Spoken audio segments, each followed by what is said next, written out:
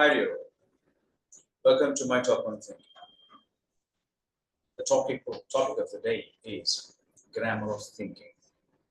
Yeah, of course, grammar of thinking.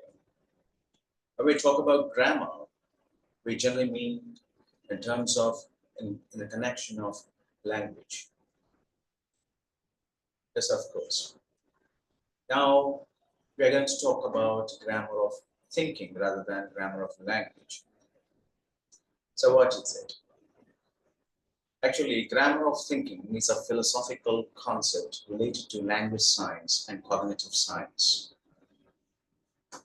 So, by the way, now let's focus on grammar. What is grammar if it is related to language? The grammar is generally a set of rules. It's a system, a meaning-making system, so that we can understand sentences, words at different situations, and information can be transferred in communication. All that happens because of grammar. So grammar is a system and it is a structure. It has constituency and reflection according to situations. Yeah. The same way, when we talk about grammar of thinking, we mean that thinking is also a kind of system. That means it systematically operates and it has some set of rules in the sense some concepts are involved in thinking process. Okay. And knowing about these thinking processes is very beneficial in research and even investigation of different aspects, all that. Now, we are going to focus on grammar of thinking. Yeah, generally, when we talk about grammar, we already know that we have set of rules like that, and those set of rules drive us towards meaning. In the same way, the set of rules that are involved in thinking lead us towards the concepts. I'm thinking about a concept and I'm following certain way in thinking pattern so that I can reach it easy and clearly for that. Now, what are the elements, what are the concepts that are involved in thinking? In the thinking process, generally we have, like grammar, what we do in language. In language, we have categories of words. Something is noun, something is verb, something is adjective, all that, depending on their nature. The same way, we have categorization in thinking. Categorization, what kind of message is this? What kind of information this is? And how it can be treated. Okay, and what title for that we can understand. The next point that is next concept that is comparison.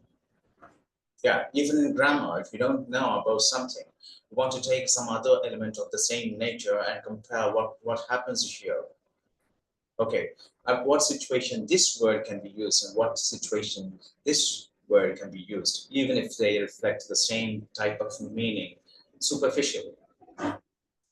Okay, so such kind of comparison, situational comparison, we do generally in language. In the same way, comparison of thinking, what kind of thought this is, and what kind of thought this is, and what is the special thing about this one and this one, and how they are differing, and or how they are similar, all that.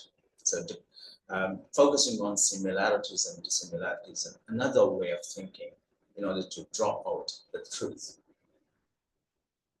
And another concept is that is cause and effect. What is causing this?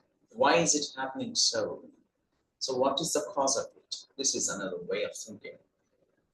And sometimes another concept that is called inference. We use inferences. That means that something has happened already, and based on that, we can derive what could be the next one. And for example, the streets are wet. Just now I have seen the streets are wet and there might be just before some time there might be rain. So that kind of inference I can draw. And one more concept is that evaluation.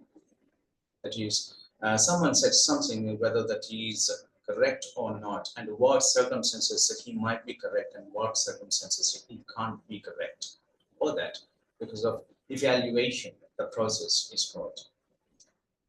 And another thing, after completion of all that, generally, we have self-reflection. Reflection is also one of the concepts. But what I think is that thinking is correct or not. So thinking about thinking is called reflection. Okay, all these concepts are involved in thinking process. When we know about these concepts generally in research or investigations, we can use the different patterns, different types of concepts in thinking in order to come to the truth point. Okay, different kinds of approaches, generally inductive approach and deductive approach. All these thinking patterns evolved because of grammar of thinking. Okay. So that is the concept about grammar of thinking. Yeah, in grammar we go to meaning because of the system. We go to meaning, exact meaning, clear meaning. Okay, in the system of grammar of thinking, we go to concepts. We can understand the concept through concepts, individual concepts like comparison, categorization, etc., etc. We go to a concept. We can make a theory because of this particular pattern of thinking. Okay? This is called grammar of thinking. Okay. Okay. Thank you for watching this video. I'll see you again later. Thank you.